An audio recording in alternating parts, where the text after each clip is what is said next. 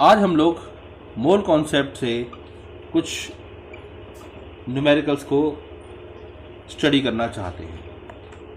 Mole concept के बारे में बात करें तो जैसा कि मोल की डेफिनेशन कहती है, मास इन ग्राम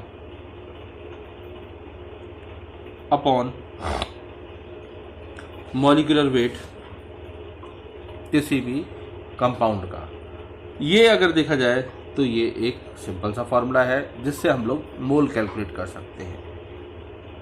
लेकिन अगर देखें तो हम मोल्स को डिफाइन करने के लिए नंबर ऑफ मॉलिक्यूल्स या नंबर ऑफ एटम्स ले सकते हैं और एवोगैड्रो नंबर के आधार पे भी डिफाइन कर सकते हैं। तो नंबर ऑफ एटम्स और मॉलिक्यूल्स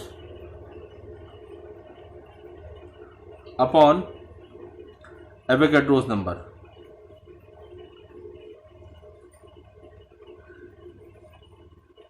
एवोगैड्रोस नंबर यानी इन दोनों नंबर को भी डिवाइड करें तो इन दोनों का जो रेशियो होगा ये भी बेसिकली मोल ही होगा।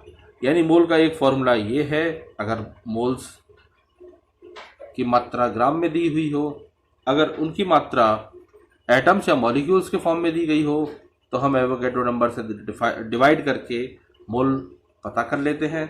और जो तीसरा तरीका है वो है हमारा मोलार वॉल्यूम को लेकर, यानी वॉल्यूम को लेकर volume of gas upon volume occupied by 1 mole of a gas. अगर हम 1 मोल ऑफ अ गैस की बात करें तो जो भी आपको गिवन वॉल्यूम है उसको हम लोग 22.4 लीटर से डिवाइड करते हैं। अब 22.4 लीटर ही क्यों?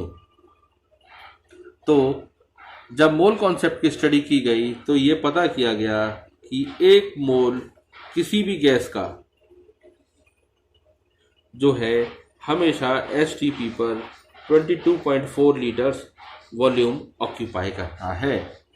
तो ये स्टैंडर्ड है। एक फार्मूला, दूसरा फार्मूला और तीसरा फार्मूला, इन 3 फार्मूले के आधार पे हम मोल को आसानी से स्टडी कर सकते हैं। इसको स्टडी करने के लिए हम कुछ एग्जाम्पल देखते हैं और उनसे इनको समझने की कोशिश करते हैं। तो सबसे पहले हम लोग मोल कॉन्सेप्ट की बात करते हैं। जैसे एग्जाम्पल के लिए हम लोग बात करते हैं, calculate the volume of 2.8 gram of nitrogen eight STP। यानी STP पर 2.8 ग्राम की वॉल्यूम कितनी होगी नाइट्रोजन की। तो हम लोग यहाँ पर जो फार्मूला यूज़ करते हैं वो हमें इसकी वॉल्यूम निकालनी है। तो सबसे पहले हम लोग मोल्स के कॉन्सेप्ट को यूज़ करेंगे। और मोल क्या होता है? मास इन ग्राम अपॉन मॉलिक्यूलर वेट। और वॉल्यूम के टर्म्स पे वॉल्यूम जो हमें कैलकुलेट करनी है अपॉन वॉल्यूम एट STP या मोलार वॉल्यूम। अगर मास की बात करें तो ये हमें 2.8 दे रखा है। नाइट्रोजन की अगर हम लोग बात करें तो इसका मॉलिक्यूलर मास 28 होता है। V हमें कैलकुलेट करना है और STP पे वॉल्यूम कितनी होती है? 22.4 लीटर्स। इसको सॉल्व करने के लिए इसको उस तरफ भेज दिया तो ये वॉल्यूम जो है हमारी हो गई 2.8 अपॉन 28 इंटू 22.4, यानी कि सरल शब्दों में कहें तो ये हो गई 2.24 लीटर्स। यानी कि वॉल्यूम को हम लोग, ग्राम्स को हम लोग वॉल्यूम में आसानी से कन्वर्ट कर सकते हैं। अगर हम देखें तो इसका ब्रॉड एप्लीकेशन है जब हम इसी को इक्वेशन में सॉल्व करना चाहते हैं, यानी बैलेंस्ड इक्वेशन दी हुई हो और उसमें हम लोग इसकी क्वांटिटी कैलकुलेट करना चाहें। अब हम इसी कॉन्सेप्ट को यूज़ करने के लिए कुछ केमिकल इक्वेशंस का सहारा लेंगे। और जो दूसरा है हमारा वो है हमारा मास वॉल्यूम रिलेशन।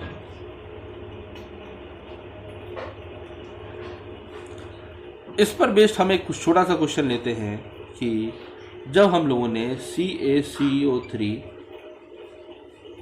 को हीट किया तो ये CaCO प्लस CO2 देती है। सिंपल सा है। इसमें हमने इसकी क्वांटिटी बता दी पहले से कि इस इक्वेशन में 10 ग्राम CaCO3 हीट करते हैं तो कैलकुलेट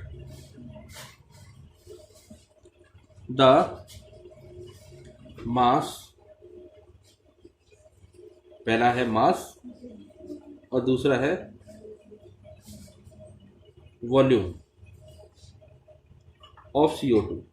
यानी हम इसकी मास और वॉल्यूम दोनों कैलकुलेट करना चाहते हैं एक ही टाइम पे। इसे सॉल्व करने के लिए जब हम मास कैलकुलेट करेंगे तो हम इसमें मास मास का रिलेशन लेंगे। हमें इक्वेशन के आधार पे CaCO3 इसका मास दे रखा है 10 ग्राम। अगर हम इसका मॉलिक्यूलर मास कैलकुलेट करेंगे 40 + 12 + 48 यानी ये 100 ग्राम हो गया। और इसको हीट करने पर CaO + CO2 अगर हम इसका मॉलिक्यूलर मास कैलकुलेट करेंगे तो 44 होता है। अगर हम इसकी क्वांटिटी को x ग्राम मानते हैं तो मास मास रिलेशन से this upon this is equal to this upon this. Using mass mass relation, mass mass relation से हम लोग यूज करेंगे तो ये हो गया 10/100 और ये x/44। और इस तरह जो हम लोग इक्वेशन को सॉल्व करेंगे तो x की वैल्यू 4.4 ग्राम आएगी। यानी ये तो हम लोगों ने केवल मास मास रिलेशन कैलकुलेट किया।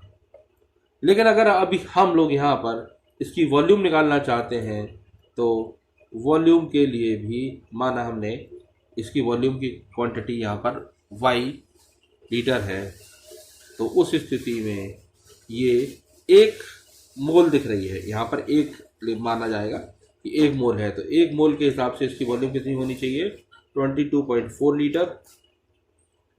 तो जब हम लोग मास वॉल्यूम रिलेशन कैलकुलेट करेंगे तो इन दोनों के मास का रेशो और इन दोनों की वॉल्यूम का रेशो हमेशा उस स्थिति में बराबर होगा मास वॉल्यूम रिलेशन के लिए। यानी कि सरल शब्दों में हम लोग कहें तो ये 10/100 जो है ये y/22.4 यानी कि सरल शब्दों में कहें तो y की वैल्यू जो है 2.24 लीटर्स आ जाती है। तो इस तरह हम लोग मास मास रिलेशन और मास वॉल्यूम रिलेशन का इस्तेमाल कर सकते हैं। एग्जाम्पल और देखते हैं और वो एग्जाम्पल है simple. Calculate the mass and volume of oxygen at STP and evolved by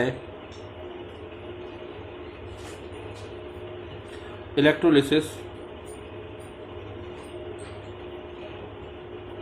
of 18 gram of water।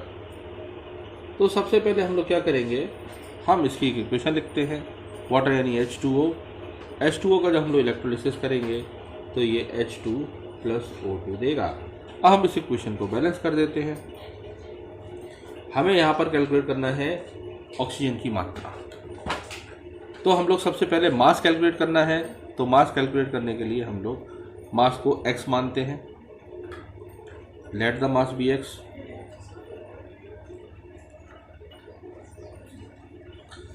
तो अगर इसको कैलकुलेट करें तो हमें कितना दे रखा है, ये 18 दे रखा है। ये हो गया 18/2 × 18। इसमें हमें ऑक्सीजन कैलकुलेट करना है तो ऑक्सीजन यहाँ पर 32 है और हमने इसको x माना था। तो इस प्रकार हमें x जो है वो 16 ग्राम प्राप्त होता है। लेकिन अब हम लोग यहाँ पर इसकी वॉल्यूम निकालना चाहते हैं। माना इसकी वॉल्यूम जो है ऑक्सीजन की वो y है।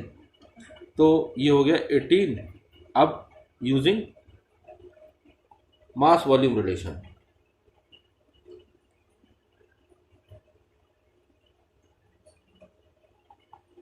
मास वॉल्यूम रिलेशन यहाँ पर इस्तेमाल करते हैं और ये देखते हैं 2 into 18 is equal to Y upon, क्योंकि एक वॉल्यूम है इसलिए 22.4, लेकिन अगर यहाँ पर 2 होता, यानी यहाँ अगर आगे 2 होता तो 2 इंटू 22.4, इसको सिंपली सॉल्व करा तो वाई कितना आ गया 11.2 लीटर्स।